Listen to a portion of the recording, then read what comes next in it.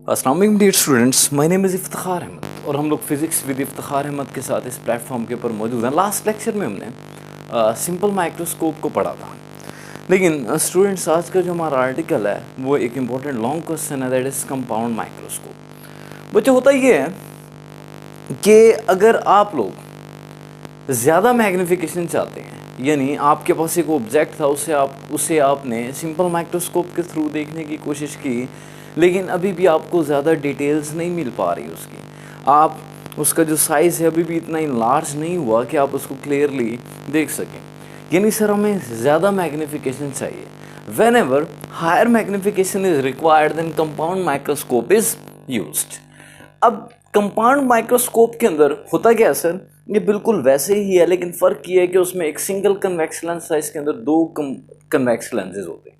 ठीक है, इसकी कंस्ट्रक्शन में आप दो कन्वेक्स लेंसेज इस्तेमाल करेंगे। एक कन्वेक्स लेंस को बोलते हैं ऑब्जेक्टिव। ऑब्जेक्टिव वो लेंस होता है जो ऑब्जेक्ट के करीब होगा, जो ऑब्जेक्ट के करीब होता है इस लेंस को कहा जाता है ऑब्जेक्टिव। लेकिन जो दूसरा लेंस होता है उसको कहा जाता है आईपीस। क्यों? क्योंकि उस लेंस के थ्रू हम देख रहे होते हैं, या वो हमारी आंख के करीब जो लेंस होता है, ये लेंस जो हमारी आंख के करीब है इसको कहा जाता है आईपीस। बच्चों ऑब्जेक्टिव और आईपीस की थोड़ी सी प्रॉपर्टीज को डिस्कस कर लेते हैं। पहली बात बच्चों ये है कि जो ऑब्जेक्टिव होता है, ऑब्जेक्टिव उसकी जो फोकल लेंथ होती है वो शॉर्ट होती है, और शॉर्ट फोकल लेंथ का मतलब ये होता है कि लेंस थोड़ा सा थिक होगा। और आप देख सकते हैं जब मैंने इसको ड्रॉ किया, थोड़ा सा थिक ड्रॉ किया है, इस लेंस के मुकाबले में इसको मैंने थोड़ा सा थिक ड्रॉ किया है ताकि इसकी फोकल लेंथ को शॉर्ट दिखाया जा सके। दूसरी बात, जो इसमें जो दूसरा लेंस इस्तेमाल होता है दैट इज आईपीस लेंस। ये जो आईपीस लेंस होता है इसकी फोकल लेंथ जो है ये लार्ज रखी जाती है। लार्ज रखी जाने का मतलब सर ये थिन होगा, पतला होगा। अगर आप देखें तो दोनों का अपर्चर मैंने सेम रखा है बुक के अंदर। ये जो लेंस दिखाया गया इसका अपर्चर या डायमीटर कम दिखाया गया और इसका डायमीटर ज़्यादा दिखाया गया है। तो बच्चों जो बेंडिंग की प्रॉपर्टी होती है, ये जो फोकल लेंथ होती है वो अपर्चर के ऊपर डिपेंडेंट नहीं होती, बल्कि फोकल लेंथ डिपेंड करती है थिकनेस के ऊपर। और हमने पढ़ा हुआ है focal length is inversely proportional to the thickness. जितनी ज़्यादा थिकनेस होगी फोकल लेंथ उतनी ही कम होगी। इसकी थिकनेस ज़्यादा है, इसकी फोकल लेंथ कम है, जबकि इसकी थिकनेस कम है, इसकी फोकल लेंथ ज़्यादा मैंने आपको दिखाई है। तो ये जो दो लेंसेज हैं और इनकी क्या प्रॉपर्टीज़ हैं वो हमने डिस्कस की है। अच्छा जी, उसके बाद सर होता क्या है कि हम लोग एक ऑब्जेक्ट लेते हैं, जिस ऑब्जेक्ट को हम देखना चाह रहे हैं या जिस ऑब्जेक्ट को हम इनलार्ज करना चाह रहे हैं वो लेते हैं। फर्ज करें एक ऑब्जेक्ट है, ये जो ऑब्जेक्ट है इसका साइज या हाइट h है और इस ऑब्जेक्ट का नाम है AB और इसकी हाइट h है। अब होता ही है कि एक लाइट रे ऑप्टिकल सेंटर में से जाएगी, विदाउट एनी डिफ्लेक्शन गुजर जाएगी बिल्कुल सीधी। एक लाइट रे जो हमारे पास ये जो ऑब्जेक्टिव लेंस है इसके फोकस में से पास करेगी, और उसके बाद ये क्या होगा, ये आपके पास प्रिंसिपल फोकस के प्रिंसिपल एक्सिस के पैरेलल हो जाएगी। दोनों लाइट रेज यहाँ पर मिलेंगी। जहाँ पर लाइट रेज मिलेगी वहाँ पर हमारा इंटरमीडिएट इमेज कह लें आप इसको, या फर्स्ट इमेज कह लें, यहाँ पर हमारा पहला इमेज बनेगा। तो बच्चों ये जो लेंस है इसका जो ऑप्टिकल सेंटर है उसको मैंने ओ बोला, ऑप्टिकल सेंटर ऑफ ऑब्जेक्टिव, और इसके सेंटर को मैंने बोला optical centre of eyepiece OE। इसकी जो फोकल लेंथ है वो यहाँ तक है, और आपको पता है कि फोकल लेंथ जितनी राइट पर होती है उतनी ही लेफ्ट पर होती है। ठीक है जी, इस तरह इसकी फोकल लेंथ थोड़ी ज़्यादा है। ठीक है, जितनी लेफ्ट पर है उतनी राइट पर भी होगी, और इसके फोकल लेंथ को मैंने FE बोला है। तो बच्चों जो पहला इमेज बनेगा वो यहाँ पर बनेगा। अब ये जो इमेज है अगर आप इसको गौर से देखें, ऑब्जेक्ट हमारे पास छोटा इमेज बड़ा बना है, इसको बोला जाता है first image. First image form by the objective is real, क्योंकि असल में लाइट रेज मिल रही है, रियल है। दूसरी बात, इन्वर्टेड है, ऑब्जेक्ट ऊपर की तरफ को है उसकी डायरेक्शन, जबकि इमेज की डायरेक्शन नीचे को है। रियल है, इन्वर्टेड है। तीसरी बात, ये एक मैग्नीफाइड इमेज है। अब इसका जो साइज है दैट इज H1। इसका जो साइज है दैट इज H1। अगर आप इसकी मैग्निफिकेशन देखना चाहते हैं तो बच्चों आप एक काम करें, इसकी मैग्निफिकेशन का फॉर्मूला इस्तेमाल करें, size of image to the size of object. तो हमारे पास इस लेंस की मैग्निफिकेशन का फॉर्मूला आ गया m is equals to size of image to the size of object h1/h। ये हमारे पास इसकी मैग्निफिकेशन आ गई। अब ये जो इमेज है, एक बात ध्यान से याद रखनी है आपने, वो ये कि ये जो हमारे पास ऑब्जेक्ट रखा जाता है कंपाउंड माइक्रोस्कोप के अंदर, वो हमारे पास ऑब्जेक्टिव लेंस की जो फोकस होता है उससे थोड़ा सा परे रखा जाता है। यानी लोकेशन ऑफ ऑब्जेक्ट क्या है, the object is place just beyond the focus of objective. ये ऑब्जेक्टिव है, इससे थोड़ा सा लेफ्ट पे रखा जाता है, ठीक है। और जो पहला इमेज बनता है वो कहां पर एडजस्ट किया जाता है, first image formed by the objective is adjusted with in the focus of the eyepiece. यानी जो पहला इमेज बनेगा वो इमेज इस लेंस के फोकस के अंदर बनता है। तो आप देख सकते हैं इसका फोकस यहां तक आ रहा है, इस फोकस के अंदर यहां पर इमेज बन रहा है। अब ये जो इमेज है ये रिश्ते में इसके लिए इमेज है, लेकिन ये इमेज जो है इसके लिए ये ऑब्जेक्ट का काम करता है, ठीक है। और ऐसे ऑब्जेक्ट को कहा जाता है वर्चुअल ऑब्जेक्ट, ठीक है। जब किसी एक लेंस का इमेज दूसरे लेंस के लिए ऑब्जेक्ट का काम करता है तो उस ऑब्जेक्ट को कहा जाता है वर्चुअल ऑब्जेक्ट, क्योंकि यहाँ पर कोई ऑब्जेक्ट एग्जिस्ट नहीं कर रहा बल्कि इसका इमेज इसके लिए ऑब्जेक्ट का काम करेगा। अच्छा जी, एक लाइट रे वही आप पैरेलल ड्रॉ करते हैं, लेंस में से गुजरने के बाद फोकस में से पास करेगी, और एक लाइट रे जो ऑप्टिकल सेंटर में से जाएगी वो बिल्कुल सीधी गुजर जाएगी। और यहाँ पर हम लोग आई पीस के आगे आंख लगा कर देख रहे होंगे तो हमें लगेगा कि ये लाइट रेज जो है मिल नहीं रही बल्कि ये तो डाइवर्ज हो रही है। अगर आप देखें ये लाइट रेज एक दूसरे से दूर होती चली जा रही हैं। अच्छा, लेकिन जब हम इनको बैक एक्सटेंड करेंगे, इस लाइट रे को बैक एक्सटेंड करूंगा, इस लाइट रे को बैक एक्सटेंड करूंगा, तो मेरी आंख को लगेगा कि जो रोशनी है ये तो दो लाइट रेज हैं असल में इस पॉइंट से आ रही है, और यहाँ पर हमारा बनेगा फाइनल इमेज। लेकिन ये फाइनल इमेज होगा कैसा, फाइनल इमेज इनलार्ज्ड होगा, इसका साइज ग्रेटर होगा, इसका साइज H2 है, इनलार्ज होगा। दूसरी बात इन्वर्टेड होगा, उल्टा होगा। तीसरी बात बच्चों ये है कि ये वर्चुअल इमेज होगा, क्योंकि असल में यहाँ पर लाइट रेज मिल नहीं रही, लेकिन लाइट रेज को बैक एक्सटेंड करने पर हमारी आंख को लगता है कि रोशनी इस पॉइंट से आ रही है, तो ये वर्चुअल इमेज होगा। अब बच्चों आपने करना क्या है, आपने कंपाउंड माइक्रोस्कोप की मैग्निफिकेशन का फॉर्मूला निकालना है।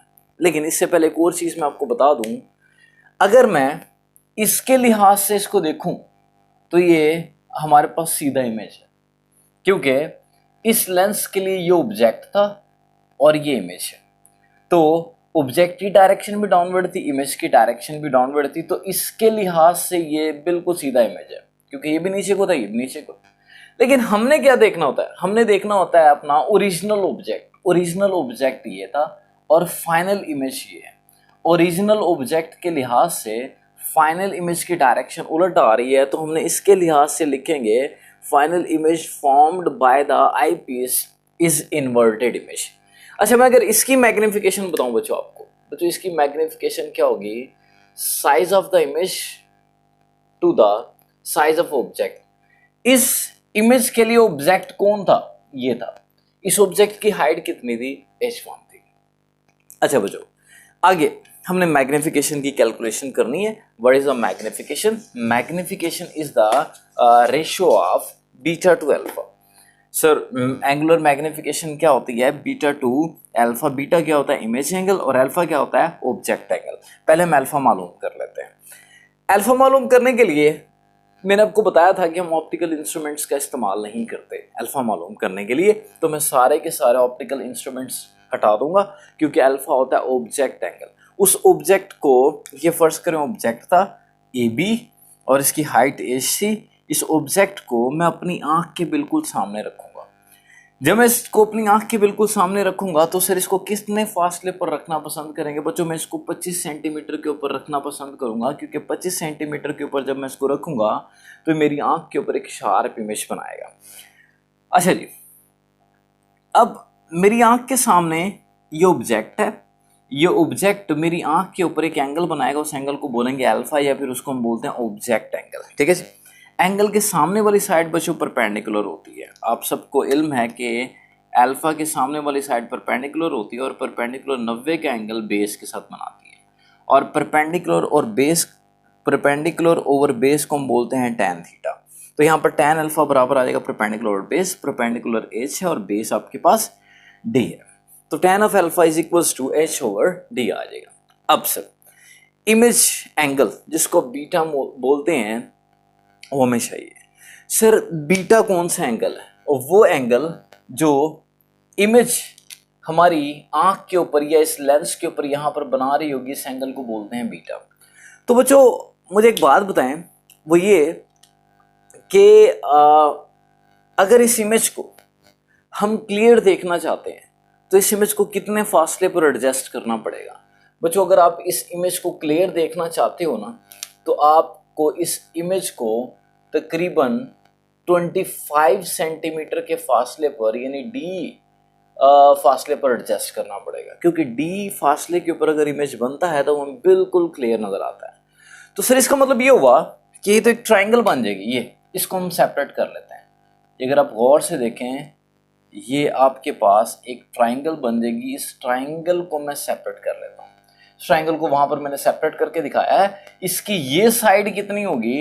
ये साइड जो है ना इसकी बच्चों, ये साइड ये डी के बराबर हो गई, ये साइड डी होगी, जबकि ये साइड जो है H2 है और ये एंगल बीटा हमें मालूम करना है। इसके लिए हम दोबारा क्या करेंगे, हम इसके लिए ये जो बीटा है, बीटा की सामने वाली साइड परपेंडिकुलर होगी और परपेंडिकुलर 90 का एंगल बनाएगा बेस के साथ। परपेंडिकुलर ओवर बेस क्या होता है हमारे पास? tan theta. तो यहाँ पर एंगल बीटा है तो tan बीटा आ जाएगा perpendicular over base, perpendicular H2 है, बेस D है, H2 ओवर D हो जाएगा। ठीक है जी।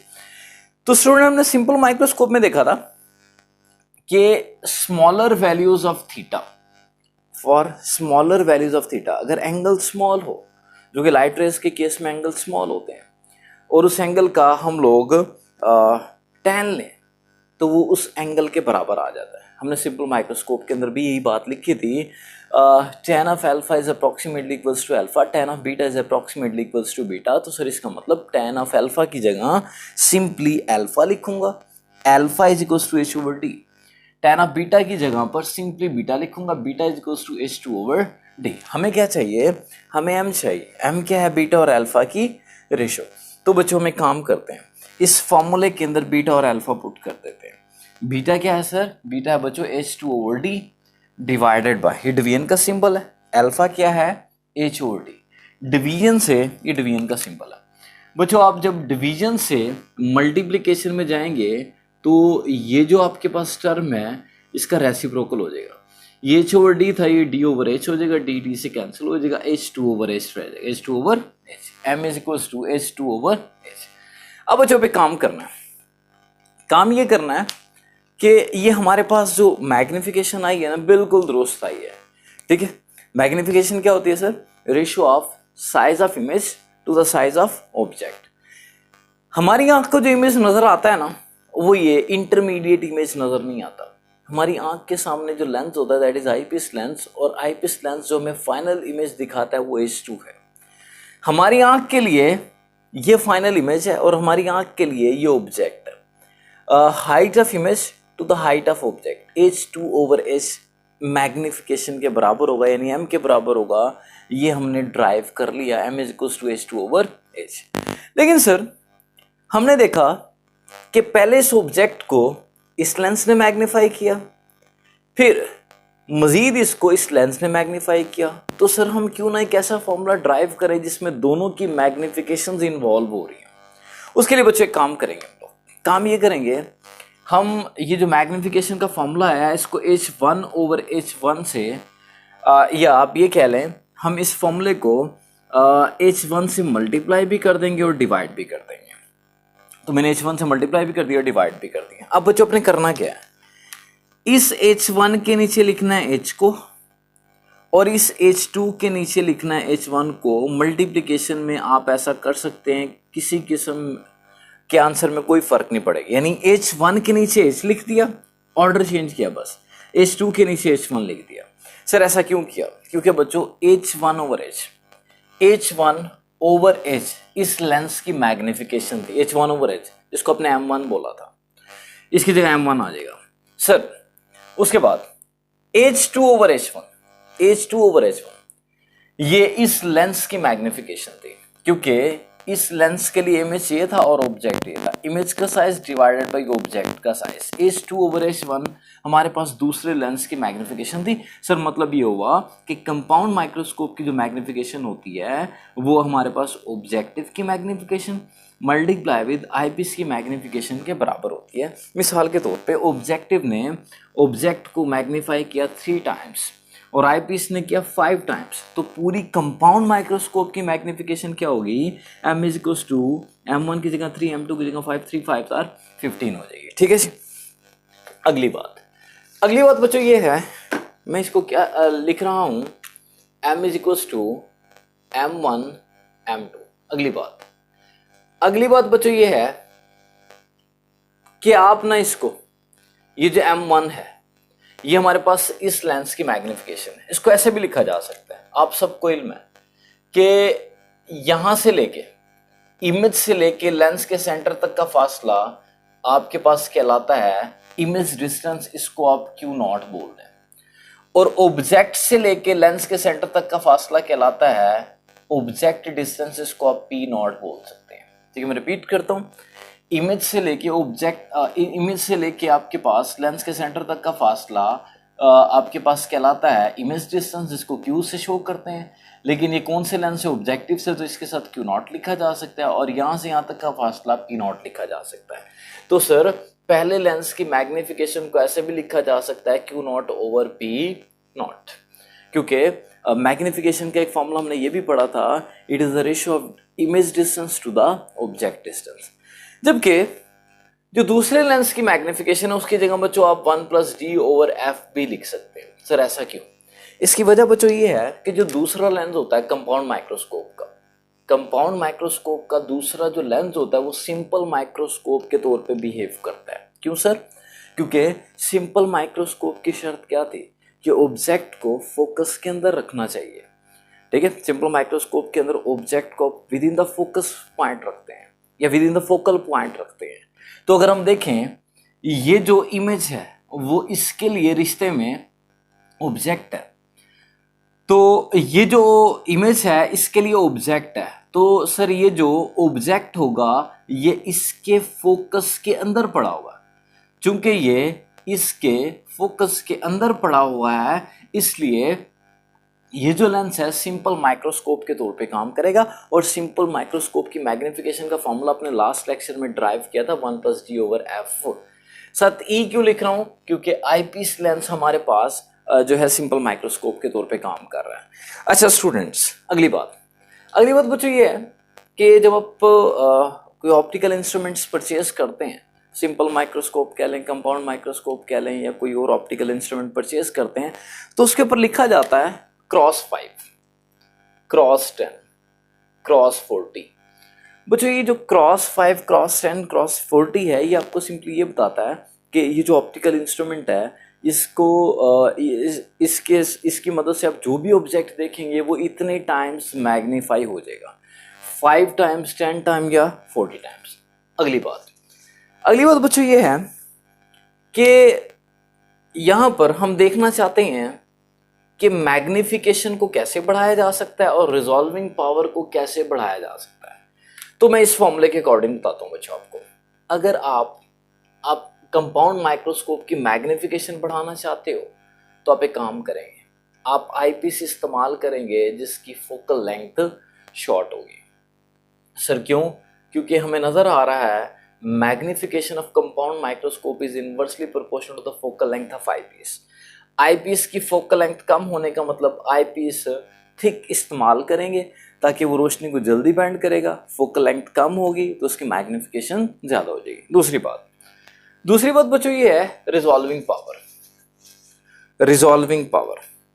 पावर का फॉर्मूला होता है D/1.22 लैम्डा। अच्छा बच्चों, आपने काम करना है, रोशनी बच्चों कहां से दाखिल होती है? रोशनी दाखिल होती है ऑब्जेक्टिव लेंस से। तो सर इसका मतलब ये हुआ कि रिजॉल्विंग पावर जो है ना वो डिसाइड करेगा हमारा ऑब्जेक्टिव लेंस। आप एक काम करेंगे, जो ऑब्जेक्टिव इस्तेमाल करेंगे उसका डायमीटर ज्यादा रखिएगा। जितना ज्यादा ऑब्जेक्टिव का डायमीटर होगा डायमीटर ज़्यादा होने का मतलब उसकी जो आप समझ लें साइज ग्रेटर होगा या उसका अपर्चर ग्रेटर होगा। तो अगर ये बड़ा लेंस होगा तो ये ज़्यादा रोशनी को इन कराएगा, ज़्यादा रोशनी को रिसीव करेगा तो शार्प इमेज बनेगा। लेकिन अगर ये छोटा लेंस होगा तो इसका मतलब इसमें से कम रोशनी गुजरेगी तो ये इमेज क्लियर नहीं बना पाएगा, ब्लर किस्म का इमेज बनेगा, डिटेल्स आप स्टडी नहीं कर पाएंगे। पहली बात, जो ऑब्जेक्टिव है इसका डायमीटर ज़्यादा होगा तो रिजॉल्विंग पावर ज़्यादा होगी। दूसरी बात, आपने काम करना है कि आपने ब्लू लाइट इस्तेमाल करनी है। ब्लू क्यों सर? क्योंकि ब्लू की वेवलेंथ कम होती है, उसकी रिजॉल्विंग पावर ज़्यादा होती है। दूसरी बात, ब्लू की चूंकि वेवलेंथ स्मॉल है तो बच्चों इसमें डायफ्रैक्शन इफेक्ट कम आता है। डायफ्रैक्शन इफेक्ट कम आता है तो क्या हुआ? तो बच्चों का डायफ्रैक्शन इफेक्ट कम आता है ना, तो इसका मतलब ये है कि ये आपको शार्प इमेज दिखा सकती है। जबकि अगर हम बात करें रेड लाइट की, तो रेड लाइट की वेवलेंथ ज़्यादा होती है, वो ज़्यादा बेंड करती है, उसमें डायफ्रैक्शन इफेक्ट ज़्यादा होता है, वो आपको शार्प इमेज नहीं दिखा सकती।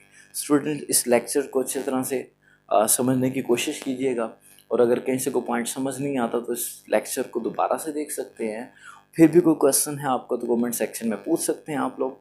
और अगर अभी तक आप लोगों ने मेरा चैनल सब्सक्राइब नहीं किया तो मेरा चैनल सब्सक्राइब कीजिएगा और घंटी के बटन को प्रेस कीजिएगा ताकि आने वाली वीडियोस आपको वक्तन फ़वक्तन मिलती रहे। Thank you so much. अल्लाह हाफिज़।